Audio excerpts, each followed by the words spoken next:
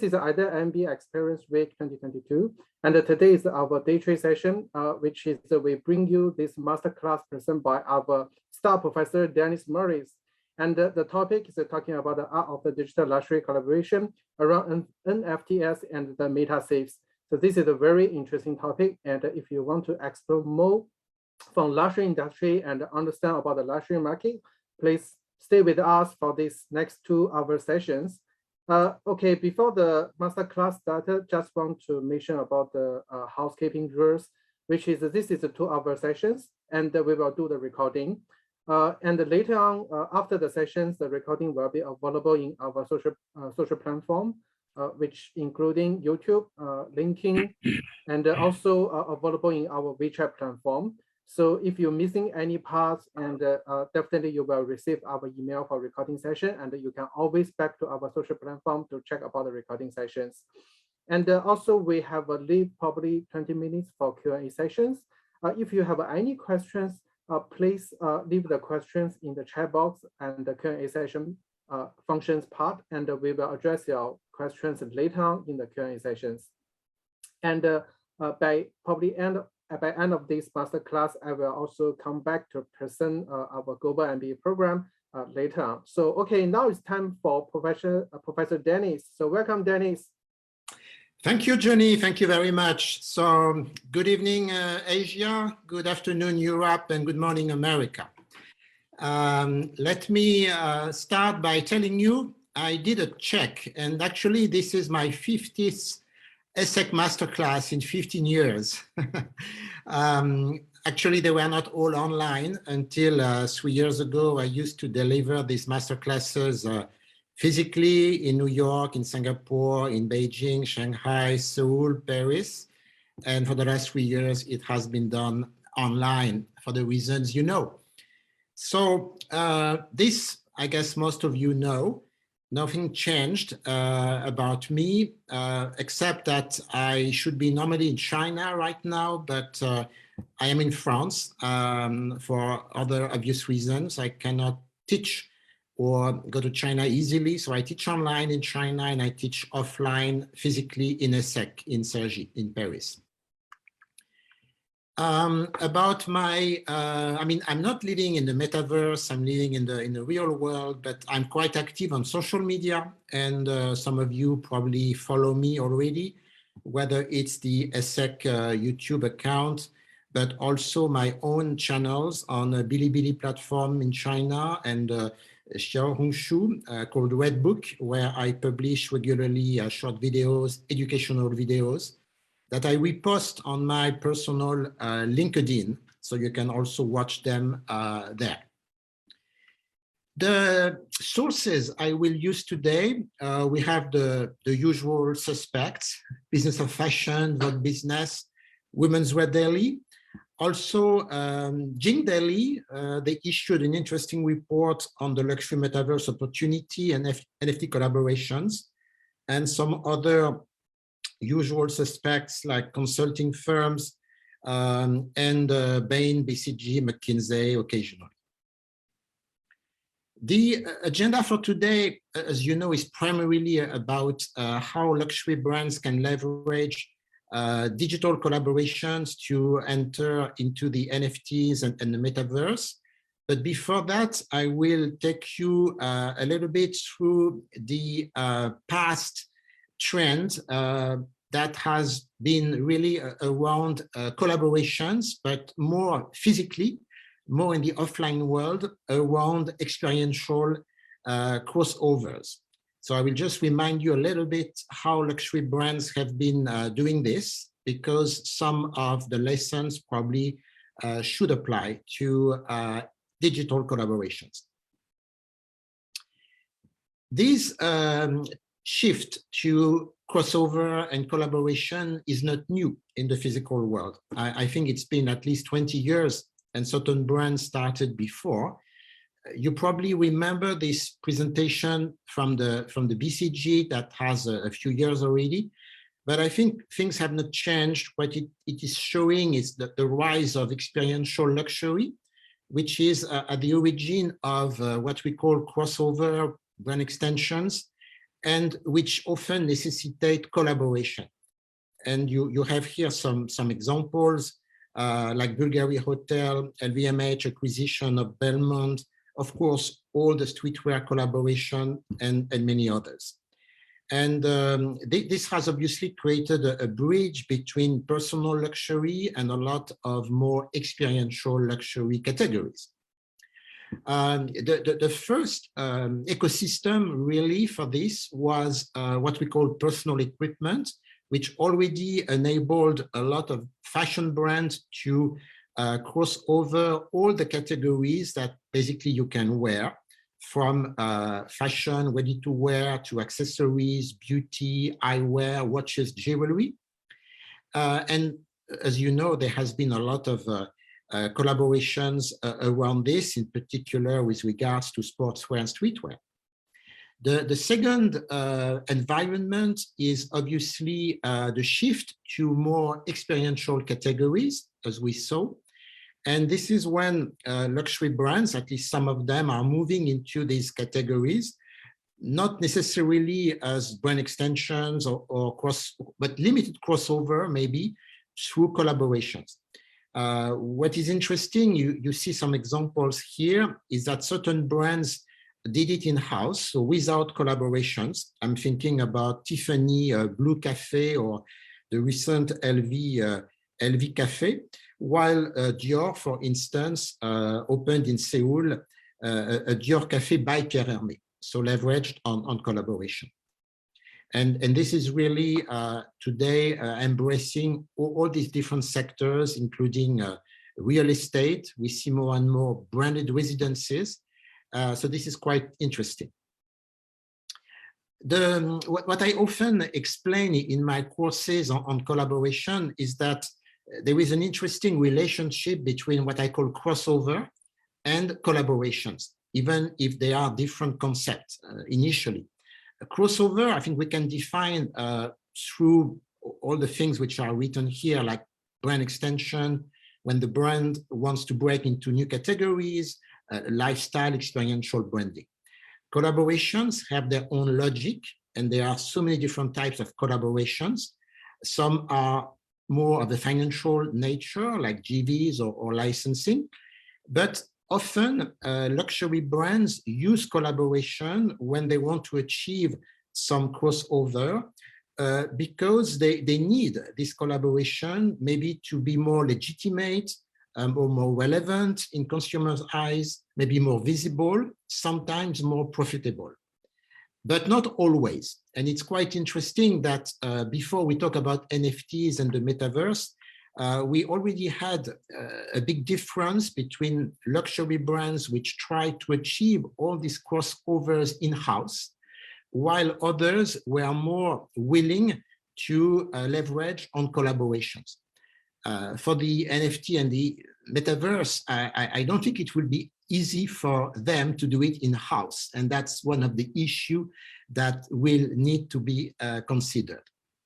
If we just look at a few cases, which are quite well known, Bulgari managed to move in-house from jewelry to watches to beauty, even to fashion to a certain extent.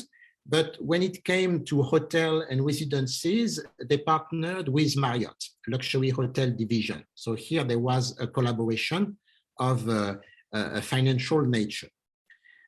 If you take another Italian brand, Salvatore Ferragamo, they also developed into hotels, but in-house, because it was more a limited scope. They opened their own hotels in their region, but to enhance the desirability of the experience they want to offer to their clients who come to Tuscany, they also did some collaboration with, for instance, Swan Yachts or with Leica to keep memory of the best moments, and also some, obviously, art exhibition, museum, or even gastronomic restaurants. It's interesting to see what hotel brands are doing, because they are also doing crossover. And I teach in hotel schools quite a lot as well. And one of the brands I admire the most, Four Seasons, they changed a lot, actually. So what you see here is the current website, which looks very different from what it was 10 years ago. Basically, like most hotel brands, they were selling beds and rooms and F&B, sorry, a little bit MICE events. And nowadays it's not enough. Luxury hotel brands have to extend the scope of the guest luxury experience beyond this. Alors, Four Seasons did it quite a lot. They became a luxury travel agent, organizing amazing trips. And this, they do it largely in-house. Private jet experiences, partially in-house, partially through a collaboration with NetJets in the US to extend the scope of the possibilities. Now they are also selling products like beds and mattresses. So of course, it's a four-season bedding solution, but if you dig a little bit, of course, they are not bed manufacturers. So there is a collaboration quite soft with Siemens, a big name in the bedding industry. And when it comes to fitness, for instance, they don't hesitate to collaborate and name a famous fitness expert, Harley Pasternak. Voilà, an example. And I wanted to end this quick introduction with something you may not have seen yet, which is quite dramatic. It's the new Dior Maison house in Paris, Avenue Montaigne, which just opened very recently. Yes, no mistake, it's 10,000 square meters, not square feet. Huh? So it's around 100,000 square feet, which is quite incredible. And it's really going into experience, as you can see here, with a Dior boutique, a big one, but also a Dior gallery, a Dior restaurant, Monsieur Dior, Dior gardens, a pastry store, a Dior suite with butler, and of course, the workshops. So it's primarily achieved in-house, of course, by Dior, but not only. You know, the new stars in hotels and retail, they are the architects. So Peter Marino is a longtime partner of LVMH and Dior in particular. So his name is strongly associated with the boutique. For the gardens, they collaborated with a famous gardener, Peter Wirth. For the restaurant and the pastry store with a chef, Jean Imbert. And for the art gallery, the Dior gallery, even if it's totally around Dior, still it's signed by a relatively famous scenograpist, Parisian, called Nathalie Crinière. And she's the one who created these enchanted gardens, which echo the real gardens that you can also visit. And the Suite Dior, all this is obviously done in-house. You see, so what I often explain, and we will see to which extent it can apply to digital collaborations, is that luxury brands usually have very clear objectives when they do these collaborations. And these objectives normally are a mix of image and business objectives. And what you can see here is that in terms of image objective, you have a lot of very important marketing priorities for luxury brand, which are absolutely critical in terms of managing their brand, is staying relevant to evolving consumer culture, refresh dream factors, often enhancing the brand creativity in relation with artists. Voilà, this is more on the image, storytelling, very important. And on the business side, I think it's more logical and obvious. I think popularity and awareness are more on the business side. So often I recommend anyway some of my clients to really make sure that they know why they are doing collaborations. And I think for NFTs, that will be an important question. And the other thing I'm often mentioning is that successful collaboration should also be logical, should make sense, should be understandable. And for luxury brands, which have a sort of uniqueness, it's important as much as possible to find alternative collaboration, meaning collaboration that enable the brand to remain unique. So try to avoid multi-collaborations with brands that are collaborating with a lot of other brands. Not always easy, in particular when it comes to the NFT and metaverse, we will see. But LVMH, for instance, they use the DNA and codes toolbox. So this is really how we can imagine a luxury brand is building collaboration around experiential and lifestyle. Voilà. So having said that, I will now move on to the world of NFTs, Metaverse, and we will try to understand how luxury brands can position themselves. There is a lot of people talking about it. I read a lot of extremely enthusiastic analysis about NFTs, and well, I'm willing to believe it. I did a lot of research, and I think it's obviously something that luxury brands should consider. We will still see that things maybe not as obvious as some people think. At least this is my opinion. But I will really try to talk today not about the NFT and the metaverse as a technical person, because this is not who I am, but more as a luxury expert to see how this can make sense for luxury brands. All right. So as you know, I don't think I need to develop this. The scope really is not just NFTs, it's also crypto, it's also the Web 3.0. There are some subtle differences between all these concepts, but they basically work together. And, you know, when you start doing some research on that, maybe many of you are quite familiar with it, you realize that it looks a little bit like a closed community, which is using an esoteric language.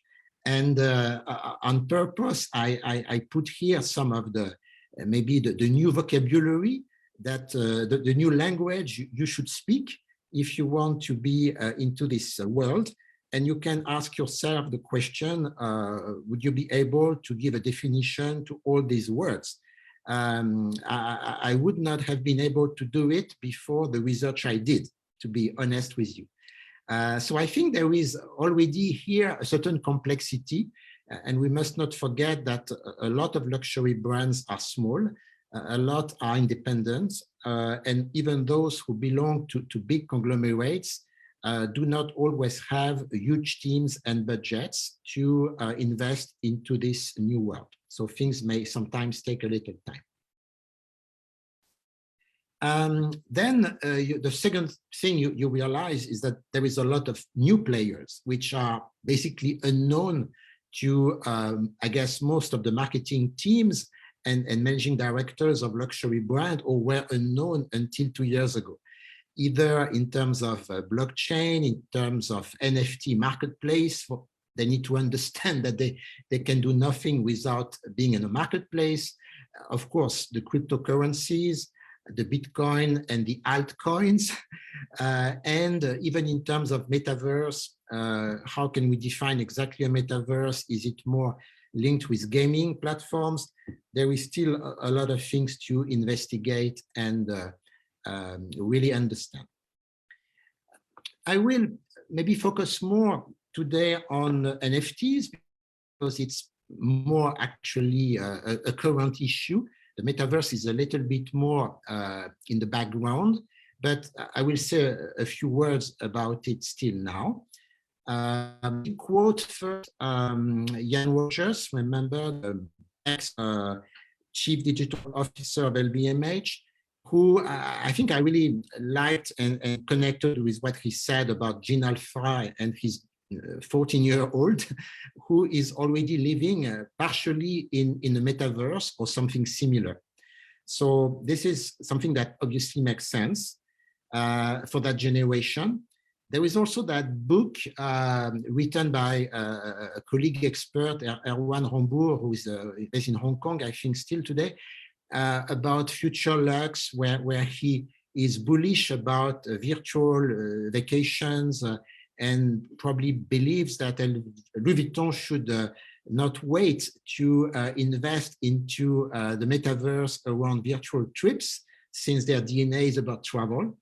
Okay, this is an interesting perspective.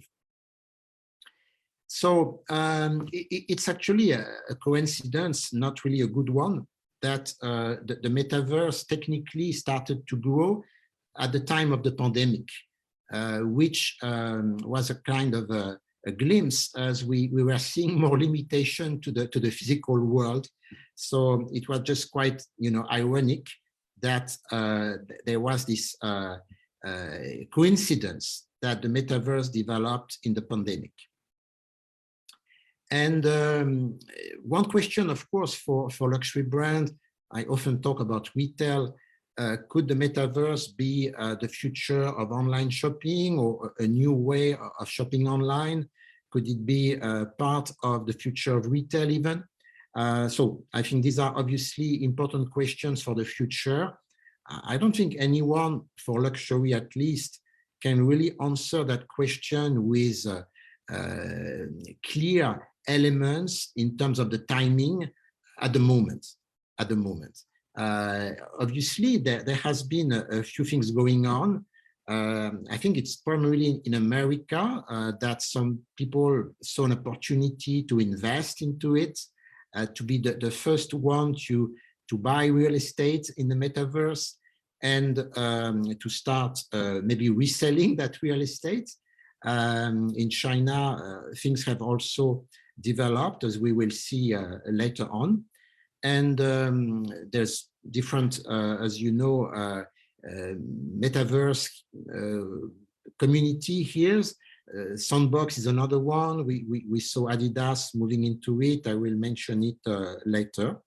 Well, at the same time, initially it looked as if a lot of virtual clothes could be sold, in this new world, and certain virtual fashion brands were, of course, the first ones to move in. Well, I think things take a little time. I will come back also to that later.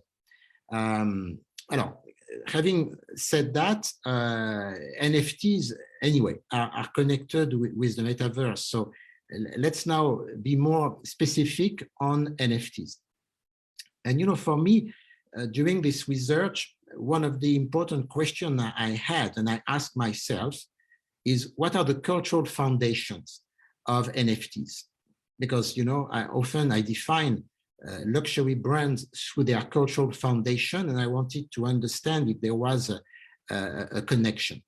So I think the cultural foundations of NFTs and the metaverse, to a certain extent, it's these different worlds. The world of art, clearly, which is obviously the first one to link with NFTs for obvious reason. And we have a lot of virtual artists. Alors, culture, because culture is everywhere, but I think the culture foundation of NFTs is quite streetwear culture. And I will come back to that a little bit later. Then you have crypto and blockchain, which is another part of it, because you cannot think about NFTs without blockchain and without crypto. And then you have these two other worlds, gaming, because actually, as we will see, in a way, a lot of young people have experienced something close to NFTs many years ago with skins on games. So I think the gaming is a big part of it. And there is this idea of community, which I think is really the most obvious discovery for me, is to realize to which extent there was a lot of community foundations around NFTs and around the people who were engaged into it. And gaming is not only gaming in terms of online games and gaming platforms, it's also, I think, the idea that this community and these people who are already crypto collectors, there is this speculative element also about, if you buy NFTs, you will resell them and make profit.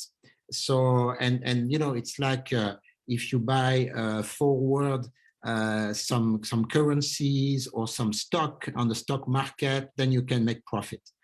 Well, This is probably also part of the cultural foundation of NFTs. I'm not sure this is totally, related to luxury culture. Luxury brands have never really encouraged their clients to make profit by reselling products, even on eBay or similar platforms. So the question behind this is obviously to which extent is this cultural foundations consistent or partially consistent with luxury brands cultural foundation? And I think that there is here some obvious overlap, but there's also some potential questions. If we try to keep in mind what luxury is often about, and this is what I develop in my courses on luxury, so it's kind of summarized here on a big slide, but to make it simple, I would say everything that is in green are potentially opportunities when we think about NFTs.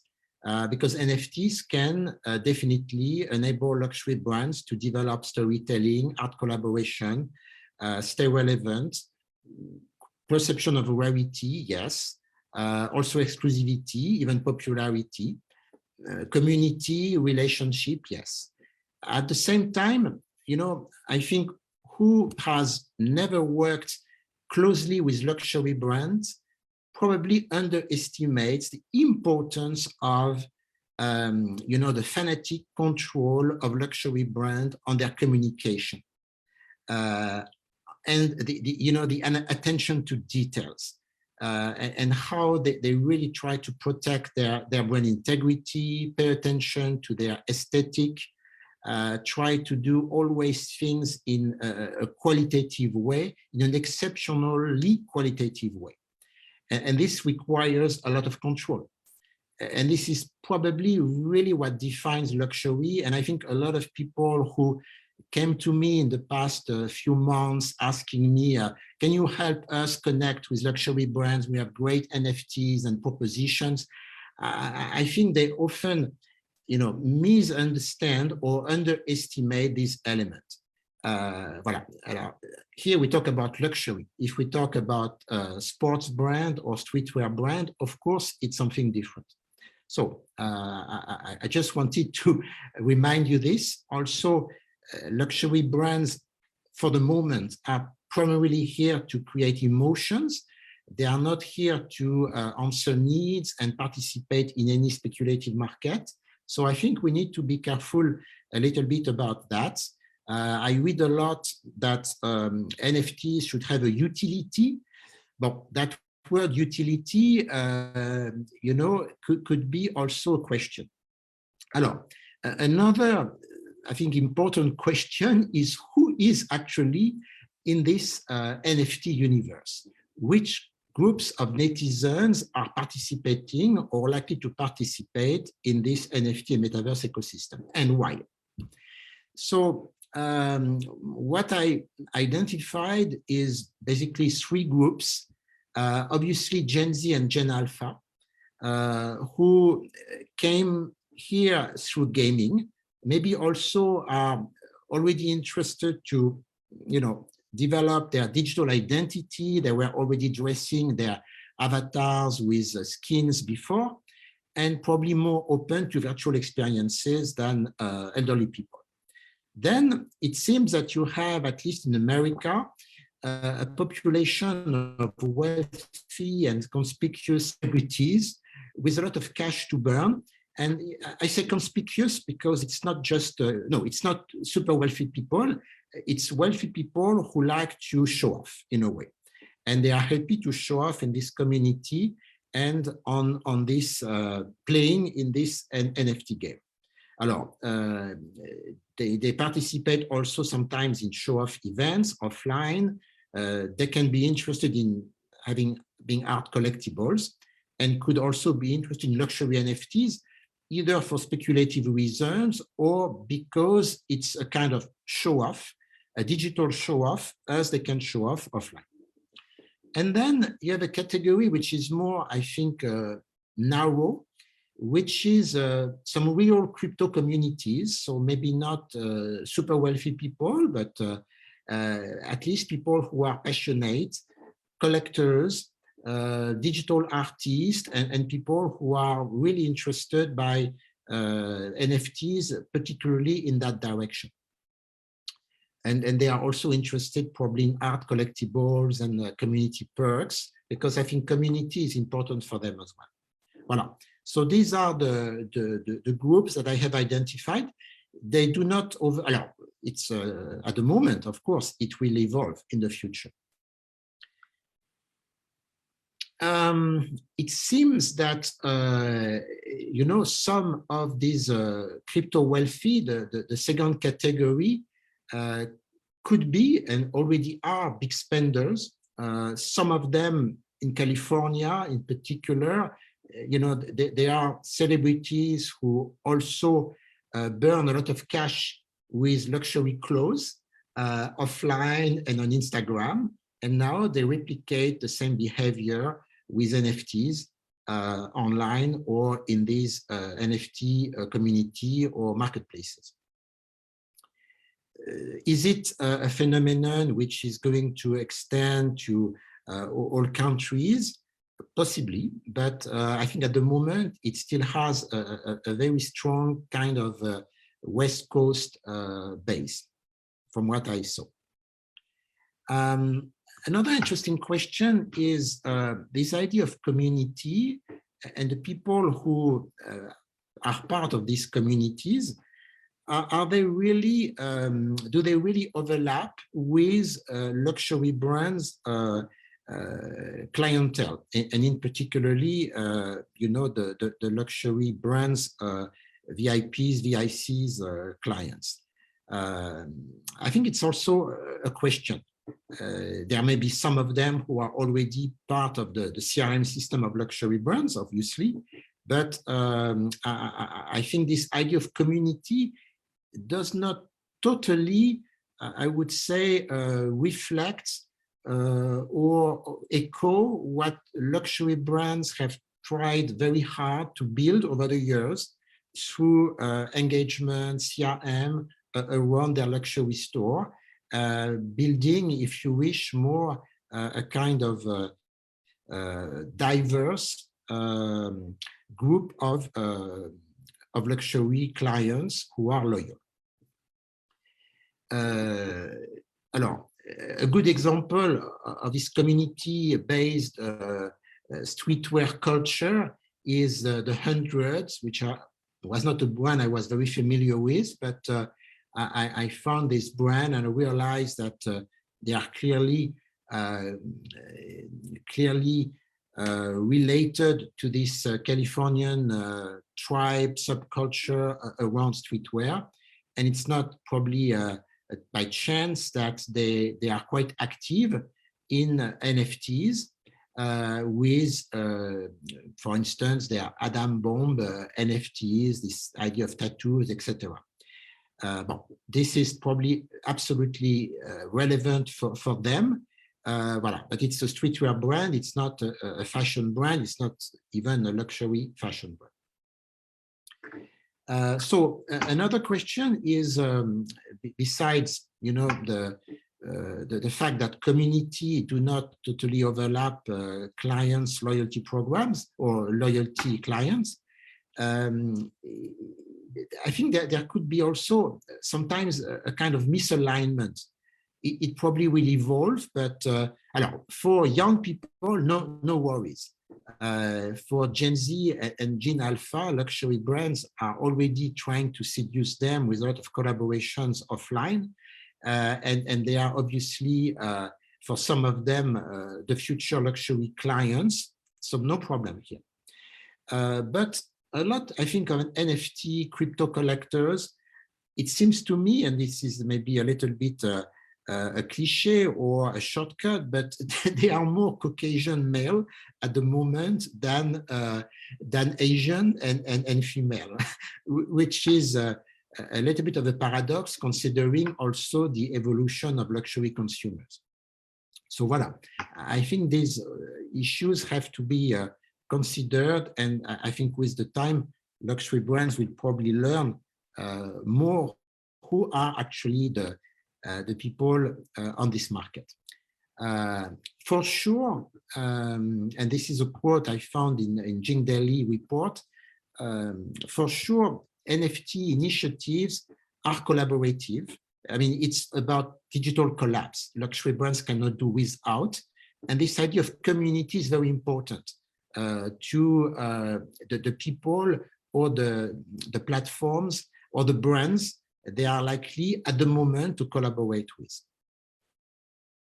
Alors, question, of course, is what type of collaborations? There are obviously collaborations with digital artists.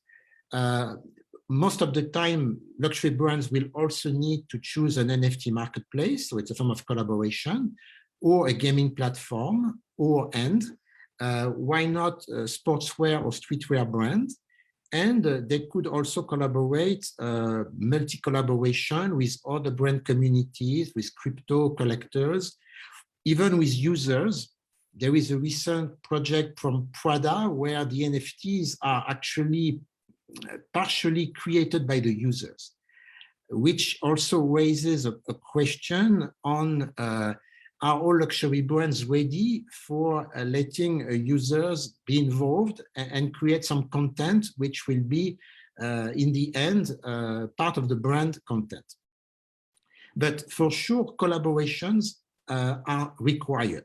I don't see any luxury brand doing it without collaborations for credibility and expertise reasons, technology reasons as well. Alors, another question is, where do NFTs fit in luxury brand strategies? Marketing and communication, a lot of people hope that it's going to go beyond that, because otherwise there will be budget constraints. Consumer engagement, possibly. Phygital, possibly as well. And there is already one or two interesting examples. And I think the question is more around sales and business development. Is it going to be in the short term really a source of revenue, a new business for luxury brands? Here I have some question marks, at least for traditional luxury brands. The example I wanted to show you of Phygital is not totally new. It happened last trimester in London at Selfridges, and it was a very interesting project where Selfridges and Paco Rabanne tried to link NFTs with physical product, try also to make it easier and more fun for Selfridges clients to be exposed a little bit to kind of metaverse and NFTs, but in store, and not having to use crypto, but also paying with a traditional credit card. And I think it was quite interesting because it was also linked with art and with Vasarely and his foundation, which have influenced a lot the creations of Paco Rabanne. So this is really an interesting case. All right. So not all voices, of course, are equally bullish about NFTs. I'm sure you heard about Bernard Arnault, who said, I think something that many people maybe will not say, but kind of think as well, that it's maybe something a little early to be, completely sure. And a lot of things remain to be seen. And at the moment, it's still not exactly what luxury brands are really into. His comment about virtual sneakers could be, of course, questioned. And I think someone said that limiting NFB and the Web 3.0 to digital sneakers was really missing the point. So I think we need to. But it's interesting that Gucci, Kering, but mostly Gucci, seems to be more positive. At least the CEO of Gucci, who is in terms of age, probably the same generation of Bernard Arnault, says things a little bit different, or at least what he says basically is that for Gucci, it's something that they see as absolutely relevant. And for this reason, they are into it, and we will see a few cases soon on that. And they have now their Metaverse kind of director, Nicola Udino. They created a big team on that. They are starting to train their people.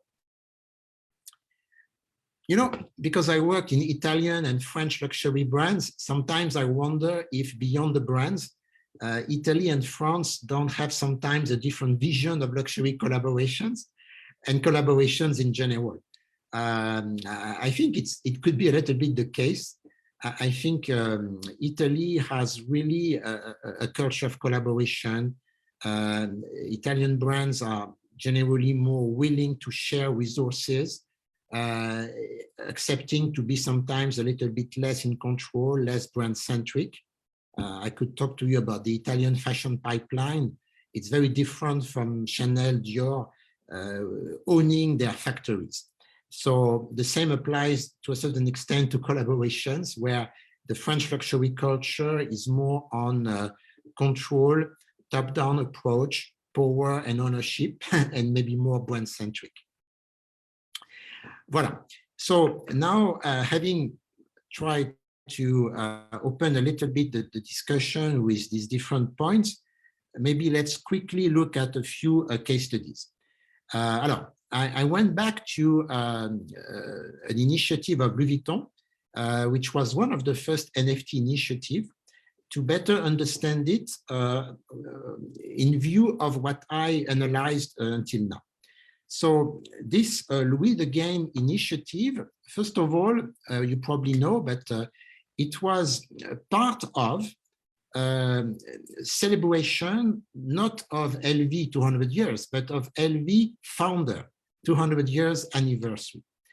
And there was a lot of storytelling around LV history. So the brand had very clear objectives now that I rebuilt the rationale for it. They also continued with that to connect with a young audience through gaming, wanted to show their innovative spirit, digital spirit, and also enhance the brand superior creativity by repartnering with people. I will show you something interesting. So good and clear objectives. Well, the initiative itself was very Louis Vuitton because it was around Vivienne, who is a mascot, who has already 5 years history with Louis Vuitton. And it's about travel, it's about journeys, it's about LV Maison.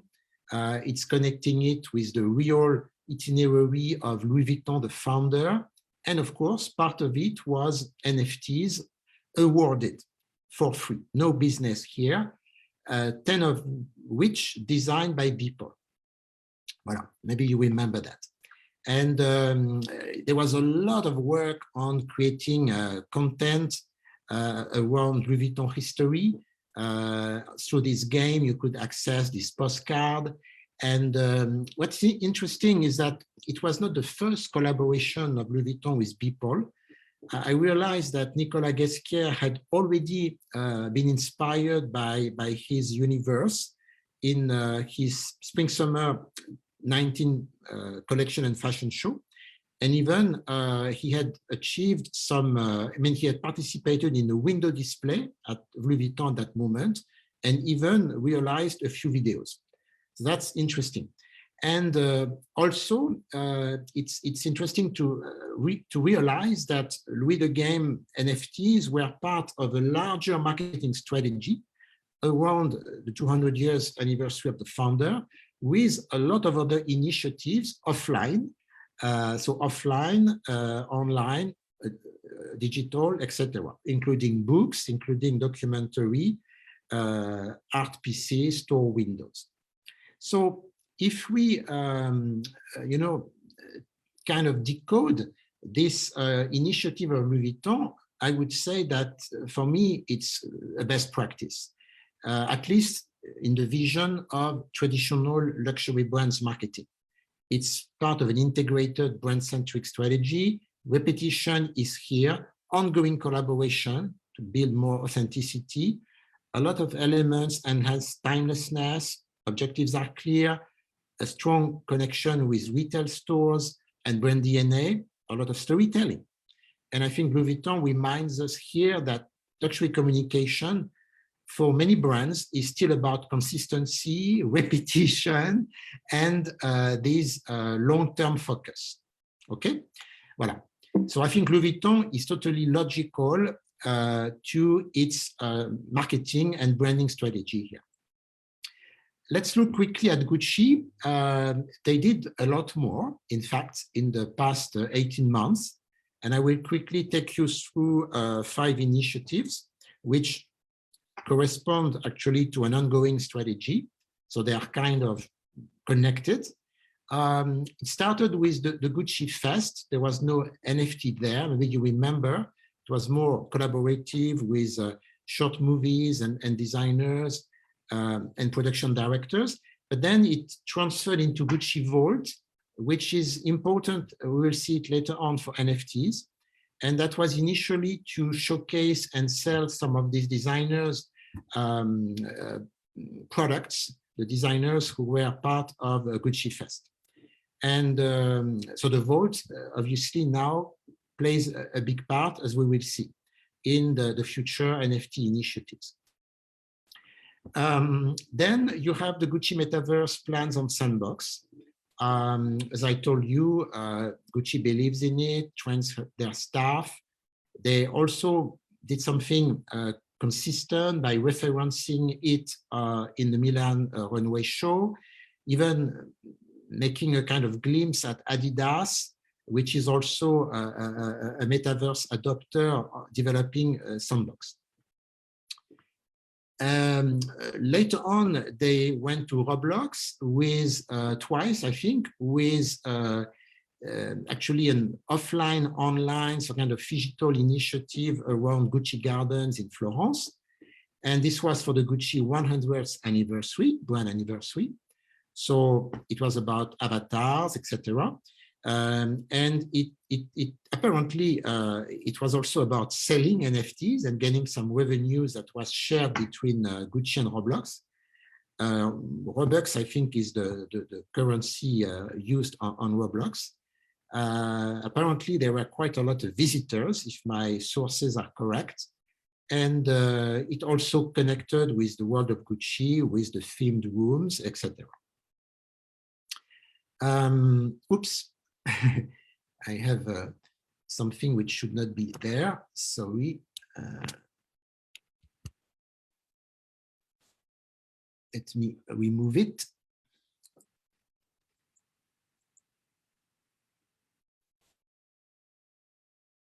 Okay. Back. So, super plastic. I don't know if you are familiar. I knew nothing about them before this small research. They are actually quite famous artists in this digital artist world, Jonky and Gugimon. And so voilà, Super Gucci. This is really leveraging on these digital artists, NFT drops, quite exclusive, with a physical product, which is this sculpture in white ceramic, handcrafted by ceramicists in Italy. And they used NFT, they used Super Plastic platform, Discord Gucci community, and I think on Gucci Vault, and the last wave was a public release. Voilà. And then the last initiative was with 10K TF, Gucci Grail. I also discovered this Tokyo-based digital craftsman, Wagmi-san, and interesting as well. So continuing with Gucci Vault, actually using also Twitter and Discord. What is interesting here is that it's quite a complex and exclusive NFT project where people really need to be passionate, and there's quite a lot of conditions to be able to enter into this initiative. You need to be a member of Gucci Vault on Discord, etc., etc. So interesting, and apparently it worked. They found enough people to take it through it.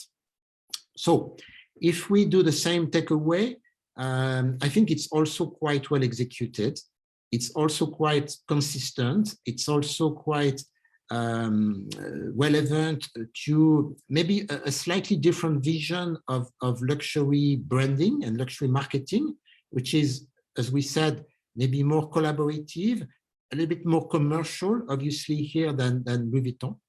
But there is still a lot of attention to details. So I think it's also a best practice and probably consistent with Gucci DNA, in the same way the Louis Vuitton initiative was consistent with Louis Vuitton DNA. But as you can see, there is a lot of work behind these initiatives, and they have not been done just, like this. Alors, I have very limited time for this, but I just wanted to show you a case which surprised me. And this is, of course, not luxury, but it's maybe brands which are even more logically today relevant to do it. It's Adidas, which developed a kind of multi-collaboration that you may have heard of with communities that you may have heard of as well, BAYC, Board Ape Yacht Club. Very interesting. Again, I totally discovered them. Another guy called G Money, who is a crypto investor, who has this CryptoPunk avatar. And then this Punk Comics, which is an NFT comic book series, basically, that features ape and punk characters. And all this obviously gives Adidas more credibility, I imagine, in the eyes of NFT collectors. And also they wanted to leverage probably on the BAYC community, which contains apparently a lot of these crypto collectors, but also maybe wealthy, rich digital show-off clients. At least some of them. So behind BAYC, you have a parent company called Yuga Lab, which I realized has been quite active recently in M&A, consolidating different communities, CryptoPunk, MeBits, and raising apparently money for $1 billion valuation, if I read well, which is not nothing. So obviously there's a lot of money there, and I think this BAYC came up from nowhere, and now a lot of people are looking at it. So they really are a kind of exclusive community, members only, very much a close community, and they have their way of doing things. They like to meet not only online but also offline. They are all investors. They need to invest in NFTs anyway, and obviously for these members, the founders make NFTs. I mean, gives NFTs a real utility. And there is also probably speculative and gaming elements for these people behind these NFTs. So obviously here it's about reselling with profit, saying it, showing it. And I think this was a relatively big project for Adidas, which came up with a lot of NFTs. Connected with the Adidas Metaverse and with also this recent investment in the sandbox. I show you quickly, I looked a little bit in this community. They seem to have a lot of events that Adidas probably leveraged on. There was a big event in New York City, Ape Fest, in 2021. Well, I'm not sure, again, this totally echoes luxury brands clientele, traditional clientele, but it's definitely a community that for me has a lot of relevance for sports and streetwear brands. But you have famous rich people there, quite a few. And Adidas continued. So for them, it seems to be an ongoing project with a member week where they, continued on that with new NFTs, their Adi Club, and maybe taking it more into their own members now, offering them activities and perks, also offline meetings around NFTs, which I guess for sports brands, streetwear brands, and also workwear or yoga brands make sense. All this makes sense. Voilà. Okay, so that's all. I would like to say a few words about China, because obviously we are in Singapore today. There's a lot of Chinese students or professionals or people working in China.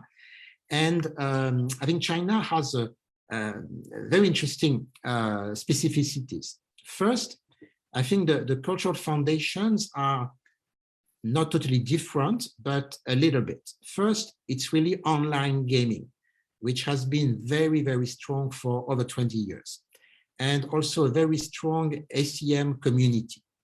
The fact that since the beginning, in China, online behavior is more around entertainment than search, as it is in the West.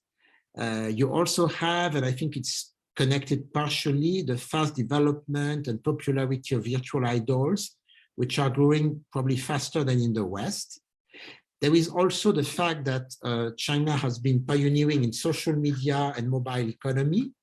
So for all these reasons, I think, the metaverse will meet a huge interest in China. It's like everything has been paved for that. And also NFTs for reasons that I will explain now. But first, the metaverse, and I think some survey confirmed that Chinese consumers are maybe even more positive about it than other nationalities. And I think socializing in the metaverse will not seem so different from a lot of young people who are already socializing online in China and meet friends offline very seldom. Okay, and as I said, this strong social media culture, because it's also about community, it's also about sharing, could also be an accelerator. And we see for the moment, the most dynamic company, ByteDance, investing also into it, testing a metaverse social app. And here it's really about socialization. Alors, in China, there is a link and potentially a possible confusion between skins and NFTs. Because in a way, what I realized is that, for Chinese young people who are today not so young anymore, games, skins, avatar is something that is reality for sometimes up to 20 years. So in a way, for them, the NFTs are the logical continuation of the skins of these digital outfits that they used to buy already within the game or sometimes on certain platforms to dress their avatar or whoever. And discussing with one of my Chinese students, I realized that today you have, for instance, two things which are growing in parallel. People buy skins and can resell them. This is tolerated or allowed. For instance, on Alibaba, on Taobao, or also on gaming platforms. This is what you have on the left with Honor of Kings game. And on the right, you have not expensive, but a small art digital collectible, NFT, which is on sale on Ali auction, but on sale and maybe not on resale, because we will see that there are some regulations in China. All right. So voilà, differentiating a little bit skins, gaming, and NFTs, which are actually renamed in China digital collectibles. Alors, where is the gray area? Is the fact that, you know, Chinese government doesn't like too much the idea of speculation around NFTs. And therefore, I think normally it's forbidden to resell and make profit on NFTs. And platforms forbid normally the resale. You can only buy them for investment purposes. And it's a collectible, it's an art collectible, whatever. And actually there is apparently, I have not gone through it, but a very relatively tight identification, verification process, so you cannot play too much with that.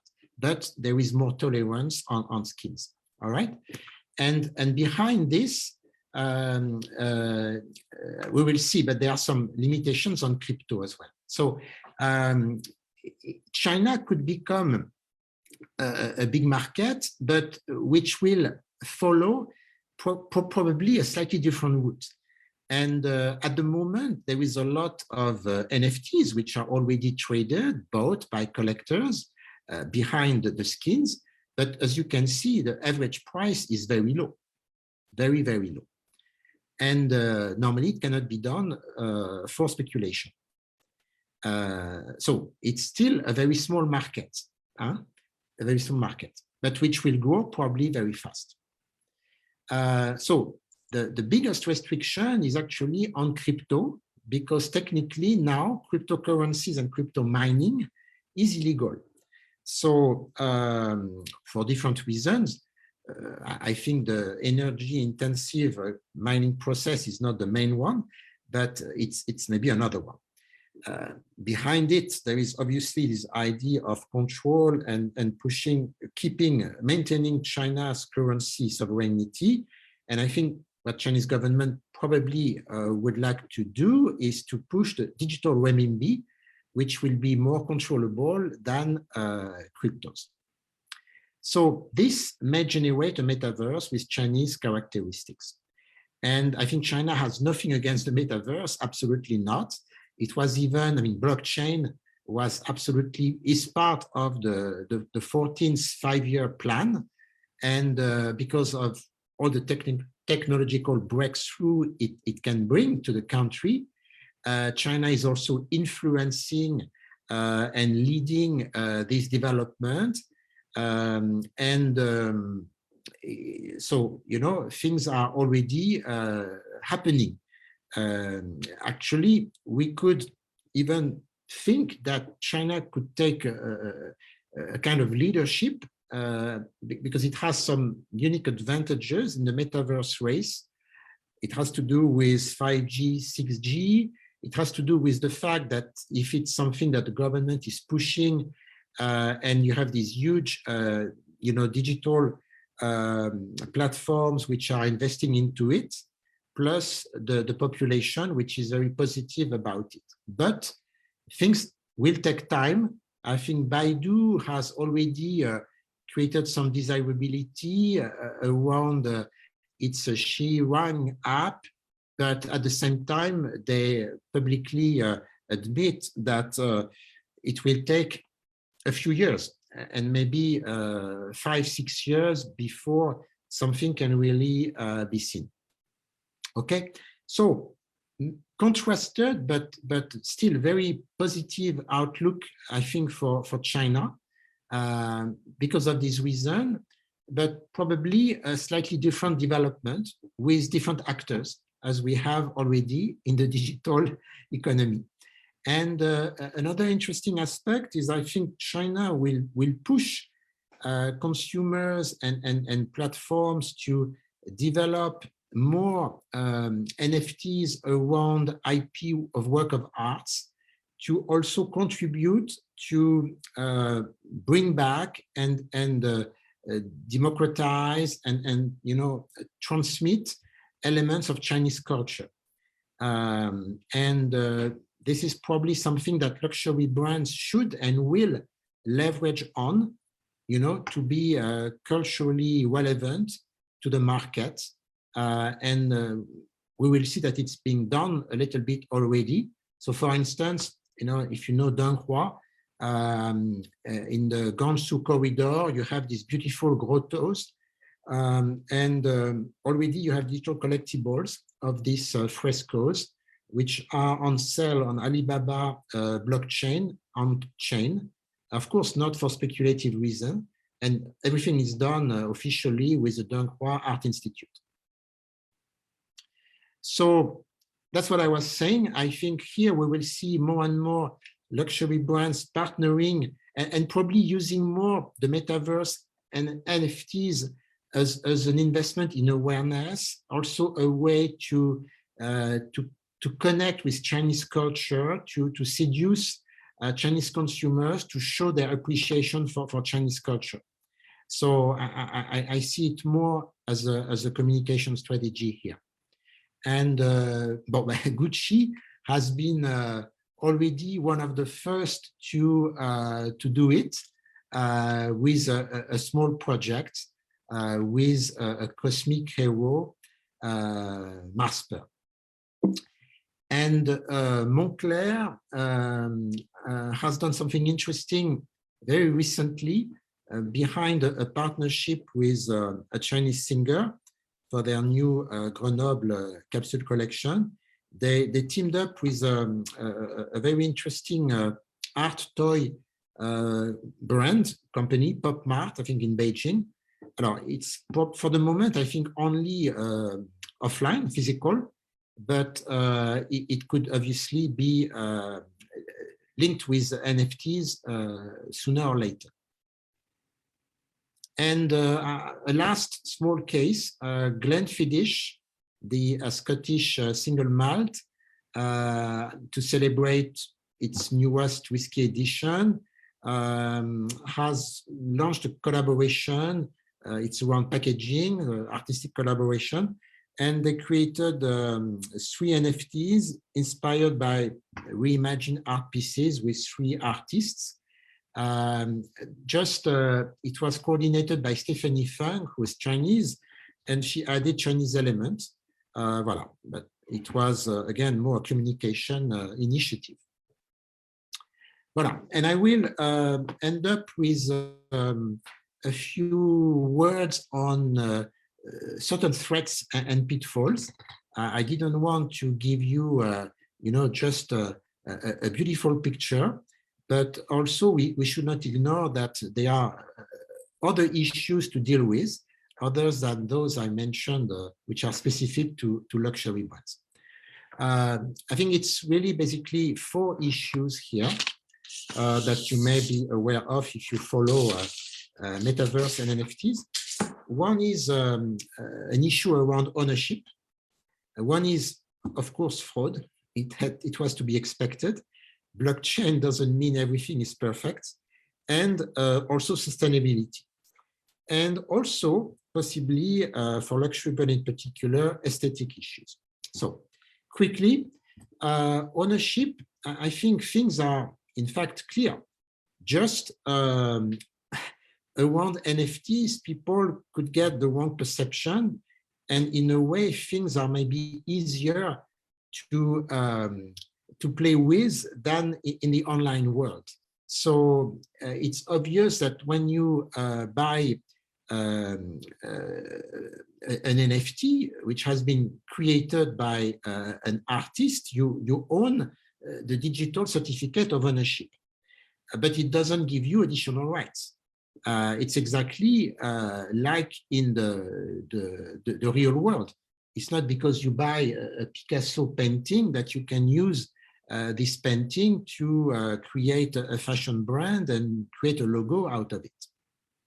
So I think, unfortunately, this may be either misunderstood or could be easily turned around with NFTs more than with real physical art pieces. So moving to frauds, which is not so far away, apparently I found out that there are more and more frauds or possible frauds, more and more alerts, and even one of the leader, OpenSea, admits it. There's a lot of plagiarism, fake collections, spam. You can get your NFT stolen, apparently. So I guess all this, for people who are speculators, it's part of the game. Well, for luxury brands, I think they will be a little bit careful to not, endanger their reputation here. Then there is the environmental impact. What I also realized is that there could be more and more backlash related to the environmental impact of NFTs. Apparently, minting NFTs, operating blockchains, uses a lot of computing capacity, and this is not really consistent with what we should do to reduce our consumption of energy and protect our planet resources. And yeah, voilà. So I don't think I need to insist on that, but it's maybe an issue. Alors, for this reason, obviously, there are, the industry is reacting, and this is why I mentioned at the beginning a shift maybe from the technical process called proof of stake, which uses less energy than the proof of work, which used to be the main process in open blockchains. Certain blockchains, being private, less decentralized, probably use less energies and can be seen as more sustainable.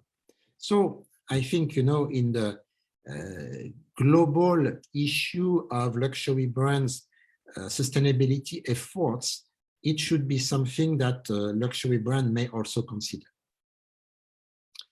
Voilà. So there is probably ways around. It's not about not moving forward, but it's just about being reasonable. And this is why some people start to talk about the Metaverse. No, I think, it doesn't put into question the development of Metaverse. Just, I think this is an issue to consider. But even for me, not here about business, but about education, I would really like to see an education verse coming, because I think it's quite exciting to imagine what you could do in terms of education in this virtual world. Voilà. But, one thing is interesting. One of the big issues for fashion brand in particular, in terms of sustainability, is to produce less, to have less inventory, less waste, less physical transportation, and maybe less collections, and also to develop, why not, more made to manufacturing processes to produce on order through direct-to-consumer channels, because that would really go into the sustainability direction. And 3D printing and some of these technology can help. Virtual clothes, which are still the main object of the Metaverse, well, for the moment, nothing shows that virtual clothing, assuming they are being sold more and more in the future, will reduce physical clothes. So, voilà. I think it's one question. If one day NFTs and the Metaverse could help brands dissociate production from revenue, well, then maybe all this would become a little bit more planet friendly. And last, aesthetic issues. Alors, I did not watch it, but I read an article, like maybe some of you, of Business of Fashion on this fashion week that took place on the Metaverse with certain brands. And apparently it did not look very good, not because of the brands, because of the technology primarily. Well, that's obviously, you know, if you remember what I mentioned at the beginning, luxury brands are here to protect the beauty, the exceptional quality of everything they do, both in terms of products, but also imagery. Voilà. I think this is maybe something that will also make certain luxury brands wait and see before committing to something that would not sell the best possible image. Voilà. So we have to also be patient for this. Voilà. So I'm just checking the time. Good. I was able to stay more or less within my agenda of 75 minutes. So I thank you for your attention, first of all. I remind you that this presentation has been recorded and you will all receive the link. So you will be able to maybe go back to the slides through the link. Voilà. Okay. And maybe now I will open the Q&A and check the chat box.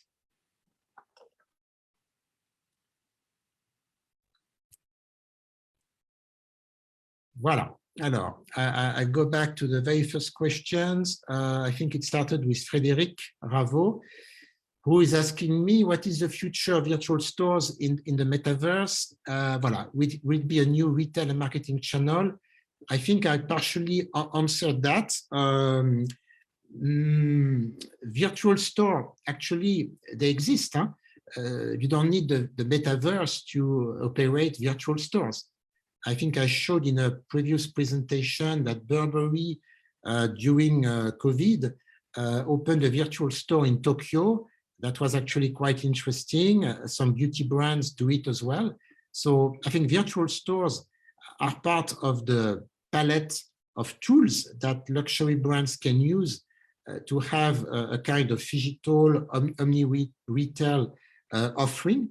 Now buying real estate in the metaverse and seeing people really buy virtual clothes that, you know, people will wear while living in the metaverse. I think this will come probably, but not in the very short term, from what I understood. But buying real clothes in a virtual store, yes. Alors, another question, some Suma. Alors, normally I don't share the deck because there are some pictures which are brand pictures and I didn't secure the rights. So I think you can be happy with the recording or the slides. I took some time so you can watch them. Alors, I continue. Maybe I can stop sharing my screen, by the way. Voila. And go back to the chat. So, where am I? 1 second. Alors, Coinbase is paying holders to use the apes in a new movie. Okay. Anna, thank you, Anna. Maybe Anna, you can say a word, because Anna Nocken was one of my students in the global MBA luxury track of ESSEC until, well, last year. I don't know if you can speak. I don't know if it's open for you to speak. But thank you for your presence, Anna, and I know you are quite interested by this topic as well.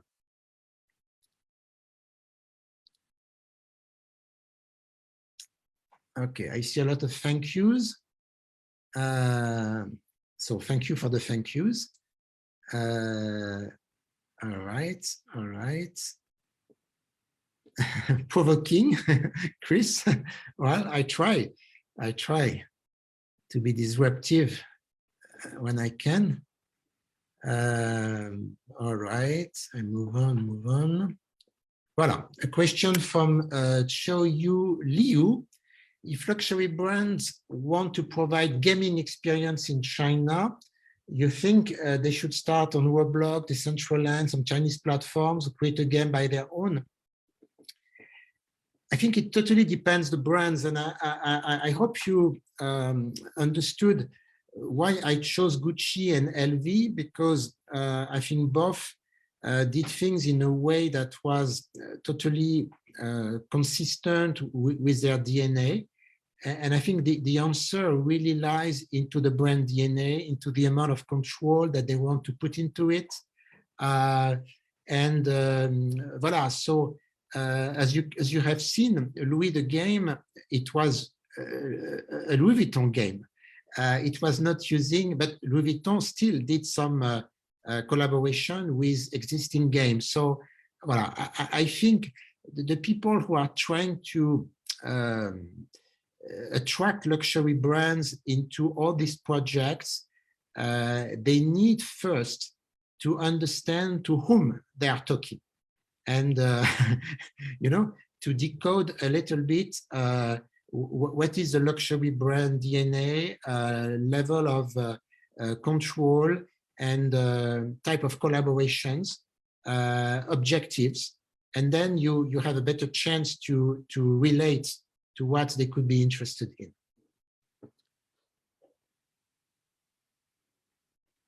Okay. Alors, could you comment on the case between Nike and StockX? Yeah, I know someone was interested into this.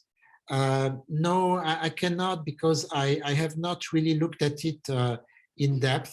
You know, I'm doing a lot of things, and I put in this presentation already a lot, but you can stay in touch with me, because I'm definitely working on Nike for a client, so I will look into it. And Ingrid, Ingrid, my other former student, colleague of Anna. Bonjour, Monsieur Morisset. Thank you for this. Oh, thank you, Ingrid. From you, it's really a compliment. 2 questions. Sandbox creates great opportunities for luxury brands to keep their storytelling and brand DNA on the platform. How can the same be applied to on OpenSea? More popular? Well, I think, you know, Louis Vuitton has been using, even if it was a very small project, OpenSea, but again, I'm not totally an expert into that, to be honest, but I think they used Beeple, and they did something with him that was a little bit special, to maybe not just be on OpenSea, voilà, in a way that was that would not be special enough. And your second question is, how can a luxury brand created in 2022 jump into the opportunity and build a heritage brand within the metaverse? Alors, well, first, you are talking, I imagine, if you're talking about building the brand in the metaverse, it would mean selling primarily virtual products, right? So I think that's the question. If someone took a brand like, you know, the 2 brands I showed you that is only selling virtual fashion, there's no real other way, other place to be than the metaverse, and you can take dates by coming early. You know, I think one of the reasons also why certain brands are talking about Sandbox or Decentraland is because they are scared that if they do nothing, one day there won't be a space anymore, or the space will be very expensive. I'm talking here about doing retail in the future in the metaverse. At least this is what the people behind this metaverse are basically trying to tell them. You should invest early, like in physical retail. When you spot a new destination that is not too expensive, you should maybe go to that destination early. But if you remember my courses, if you go too early and there is no traffic, even if you pay a very low price, that doesn't really help. So I think it's still a little bit unclear at the moment. Frankly speaking, it's a totally unknown territory because we haven't any clear record of a brand that has been successful selling only virtual products, as far as I know. Voilà, I continue to go through the list. Alors, Shui Wang asks me, do you think luxury brands can cooperate with museums? Of course. I think this is really what I was trying to say. And it's already happening offline, so it will logically happen online. And since it is something that is, I think, pushed and favored by the Chinese government, everyone will be happy if they do it. After, you know, I always say luxury brands should try to find alternative collaboration. So if everyone collaborates with Donghua, it's not alternative anymore.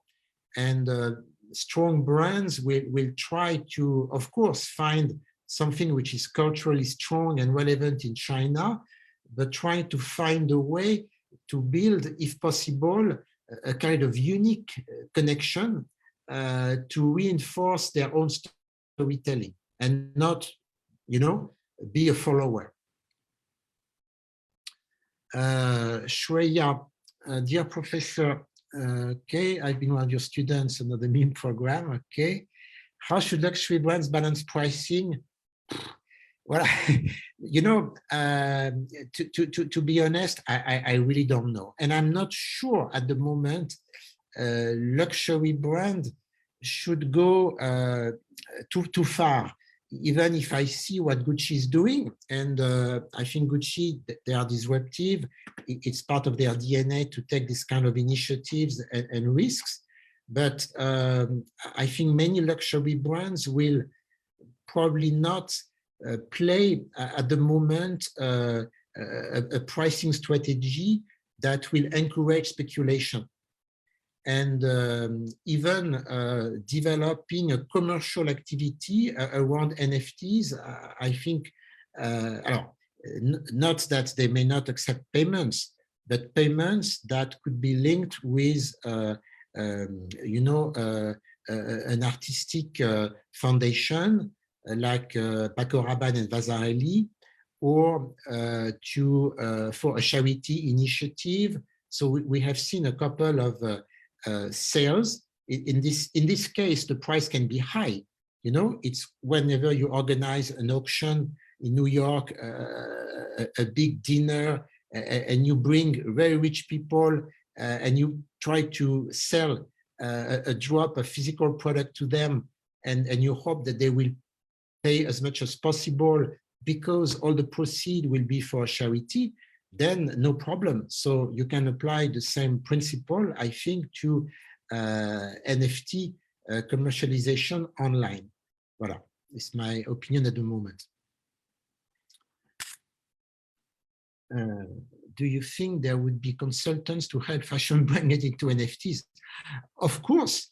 And I know, because I've been more or less contacted by different people who have something to sell. Sometimes, you know, they tell you they are consultants, but they also have something to sell. No, I think digital marketing firms that are already collaborating with luxury brands in China or in Asia on, you know, on WeChat, on KOLs, probably they will all try to extend their activity to also help their clients with consultancy on this. And for them, the learning curve is not too difficult because they are already, for some of them, not very far from it. So yes, consultants, yes. Diana, do you think fashion brands will be able to fully find balance between physical and NFT products? Yes, Diana, I fully agree with you. Also, maybe because of my generation, fundamentally, well, I'm not sure I will ever be someone who will buy virtual products or NFTs because maybe it's a bit too late for me, and I really love the physical world. But I can totally understand that young people, and not only, will enjoy living in both worlds. And in this way, you know, I can totally see them dressing Balenciaga in the physical world, and also dressing their avatar with Balenciaga in the metaverse. So in this case, it will be logical for these luxury fashion brands to build a little bit like Paco Rabanne did at Selfridges, to push together a drop of physical products and virtual products.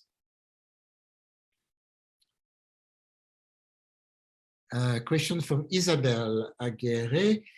Thank you for the great presentation. Given that games are a subgroup of Metaverse, absolutely, what are the options for brands to collaborate with the gaming industry beyond skins?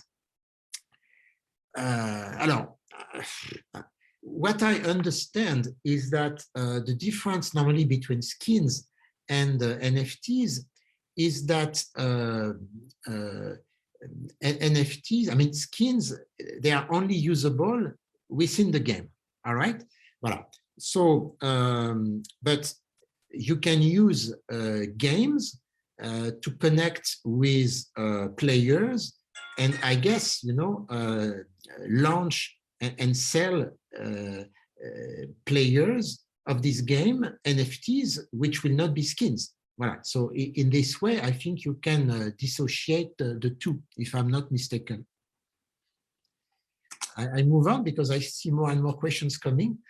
Do you think there is an opportunity for cosmetic brands in the NFT world? Yes, yes, in the same way.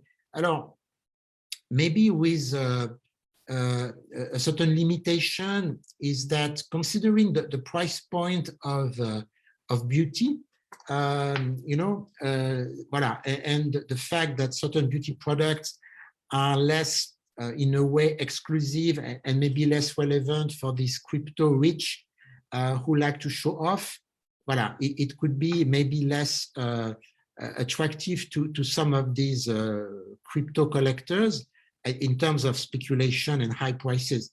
But in China, for instance, I think it's the price point would be totally aligned with the budget of, at the moment, Chinese young people interested in NFTs.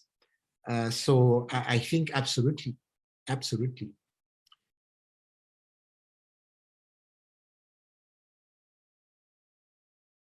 Alors, I continue here. What are the possibilities for other kinds of design, architecture, where to start? Yes, you know, because I'm very interested in luxury hotels and in luxury tourism. Of course, I cannot help thinking that I link here architecture, if you wish, with tourism. If you know the problem we have, despite travel restriction, as you know, is that we're going to be 8 billion very soon, and all the most beautiful places on earth with the best architecture, the most beautiful nature, the main problem is that they are crowded in normal times. And even me, who likes the physical world, sometimes traveling physically to these places, knowing that, you know, I will need to walk slowly because there are people behind me and in front of me, it becomes less aspirational. So I think the idea of traveling virtually more than dressing virtually appeals to me.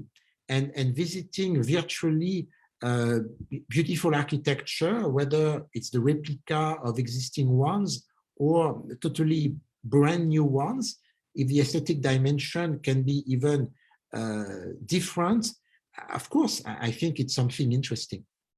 So I'm quite positive potentially when technology will be okay with virtual trips in the metaverse. Alors, another question, Ritikit. I'm the owner of pet supply industry. Do you guys think there is any chance to jump into an NFT metaverse with luxury experiences for pet products? Pet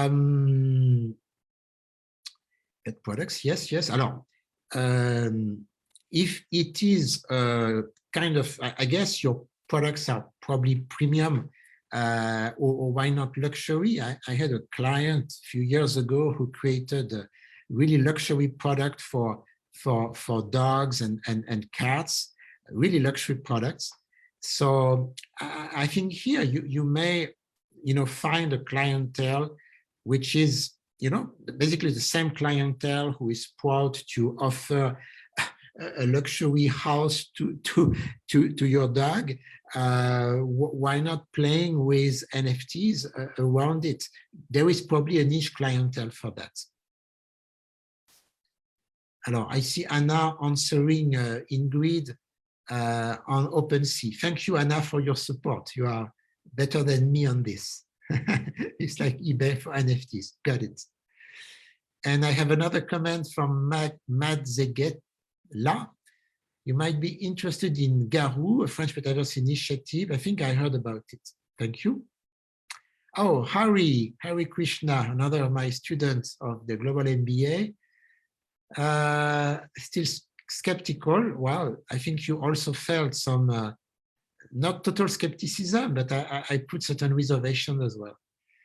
Shui again, how should offline store design or visual merchandising evolve? Offline well, on purpose, I showed you at the very beginning of the presentation some pictures of the new Dior Maison in Paris, over 10,000 square meters. And I did it on purpose because, it's actually amazing that a brand can do this in the physical world. So here, I don't think for the moment the metaverse or technology can really bring a lot for the brands that can afford. Of course, not all brands can afford to do what Dior did, but I'm sure that place they opened will be a very, very strong asset for the brand. Yolanda, about wine, of course, Yolanda. Wine bottle labeled with NFT IP, the Jet Shoe, yeah. You saw my small case study on the Glenfiddich, so I think, again, my main conclusion, if you wish, or recommendation is you should not do NFTs just to be cool. I mean, you can try once, but it cannot be a strategy. Luxury brands, like all kinds of collaborations, should have a clear strategy, and they should define the clear objectives of the strategy. And for this, I really think that LV case was amazing, because I had not understood before doing this research to which extent, the Louis the Game NFTs were part of a very clear and comprehensive communication and branding strategy.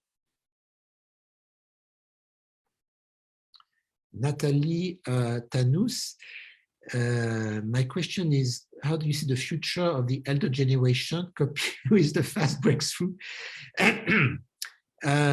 Sonia, yeah. Me, I told you I have my limitations clearly. It's like technology in general. I do a lot of things around luxury hotels. Today, most luxury hotels offer the guest the choice to use a butler, to call a special guest service and to ask anything in a traditional way, or to use tablets and things like this. So I think here clearly luxury brands need to give a choice and also not anticipate, but obviously, well, anticipate maybe, but also align with the demand of their clients. And voilà, I think the example I gave you of hotels is answering partially the question. I was a PKU student. Okay, you are my student in PKU. There are too many metaverse platforms. Yeah, I mean, and again, I'm only talking here about luxury brands. For many luxury brands, you know, who are small or independent, it's very scary in terms of control. It's such an unsecure environment. You know, when you build a luxury brand, your brand image is precious. And, you know, even when they do traditional communication on their website or through influencers, they put so much effort in making sure they don't do something wrong. So obviously here there's a lot of dangers for them, for luxury brands. Raphael, let me check the time because I need to, you know, I will take the last question because I need to give back the microphone to our host who has a few words to share with you also, to Johnny. So I will take the last question with Raphael. I was wondering that building Metaverse platform was a killer luxury brand might be easier than a mature platform. Yeah, of course. But, you know, exactly, Raphael, this is the problem. They cannot do it by themselves. But, you know, with e-commerce, they had the same issue, basically. So certain luxury brands, the biggest one, the most protective, they didn't want to go beyond their own website or maybe their own WeChat mini program. And they reject even being on marketplace like Tien Mall, Luxury Pavilion. Well, it's not the majority because the strength of these platforms is such that today, progressively, many luxury brands are coming to these marketplaces like Luxury Pavilion. So in the future, it's likely that once the landscape will be much more clarified, brands will progressively come to terms with the fact that they have to deal. But at the moment, choosing a platform is very difficult. It's not mature. Voilà. Sorry for the others, but I think I did my best to answer a lot of questions already. So I need a break and I will let Johnny take over. Thank you all. Thank you very much. Thanks so much, Denis. It's a really interesting topic, and we can see from the back end a lot of questions come up, and all the attendance is very exciting to attend your sessions, and they have a lot of questions. And I believe some of the questions Denis already addressed, and if we are missing some questions, don't worry, feel free to send the questions to me. So later on, I will leave my contact email address to you, so you can email me the questions. I will forward to Denis to help you to answer. Okay, so in the last few minutes, I just want to talking about the program, which is this masterclass, and which is also class taught by Professor Denis, is under our Global MBA program. Just introduce myself again. So my name is Johnny Liang, and I'm the MBA recruiter located in Singapore campus. So I'm in charge of the MBA recruitment from APAC region. So if you are interested for our full-time MBA program, which is this Global MBA program, feel free to contact me. I would like to speak to you about your profile and sharing more information about our course structures and even our job opportunity and internship opportunity after the program. Okay, I'm going to share the few slides, probably just take 3 to 4 minutes. I just want to highlight the program and give you a summarize and overview of the program. Okay, so as you already know, we are running these events for 3 days already. So today is the last session and also the last day. And we are coming from Adidas Business School, which is a world school with the French rules. Just want to highlight to you, currently we have a 4 campus over the world. In France, we have 2 campuses. Our main campus is located in Cergy. Also, we have a La Défense campus. In Singapore, we have one campus start from 2005, and the latest by 2017, we have set up our second overseas campus in Rabat, which is in Africa. And also, we have our digital campus to supporting you for digital learning. And some of our modules across all the programs is studied through online. And also, Adidas Business School is the #8 best European business school according to Financial Times ranking. And we are the school have all the triple core accreditations, which are ESSEC, AMBA, and EQUIS. Okay, talking about this global MBA program, we have 2 majors offering under this program, which is one very famous one, luxury brand management. Just for information, so Adidas Business School is the first school to launch luxury MBA in this world. And we start to running this program since 1995. So until now, we already successful operate this program for 27 years. And according to the Financial Times ranking and the QS ranking, you can see our program ranking, which are the #9 international experience, #22 value for money, and the #25 corporate social responsibility, which is CSR through Financial Times. And in the QS latest 2021 global MBA ranking, we are #2 in Asia and the #27 worldwide. Summarize for this global MBA program, which is a full-time 12 months program. Every year, the program will start from September. And for luxury brand management, you will only study in France for the whole terms. And also you will have 3 to 4 months capstone project or internship in France or in Europe. And for another track, which is called strategy, digital leadership, you can design your program, which is study in France for 6 months. And after that, you can move to Singapore campus to study for the rest of 6 months. And during this program, you will have a more than 30 times company visit, and you will have a 3 to 5 countries business trips. So for luxury brand management, we will definitely visit 3 very important market and also countries, which are Italy, New York, and Shanghai. For the business trips under the luxury brand management track. Okay, talking about the class profile for the global MBA program. So we are looking for younger managers, which means your age range from 25 up to 34, 35. This is the age range for full-time MBA program. And the average age for this program, which is age 30, with 6 years average work experience. By the way, the program is a very diverse for which are the 97% are international students. And also more than 50% are female participants, especially for the luxury brand management, majority of the participants actually are female. Okay, last few pieces. So this is talking about the application process. So Adidas Global MBA is ultra online to submit application. You can just explore our website and you can understand the admission process, understand the scholarship process, and you can start the application. Basically, you need to prepare your personalized documents like your passport, your photo, and your degree certificate. And also you need to prepare the 2 recommendation letter. And also they have 3 IC questions for you to fill up for the application forms. So once your documents ready, you can start the application. So by the way, the program, our program also requests GMAT and GRE score, and we are accepting the online GMAT and online GRE version as well. So the minimum requirement for GMAT for this program is around 550. Of which GMAT for this program is around 650.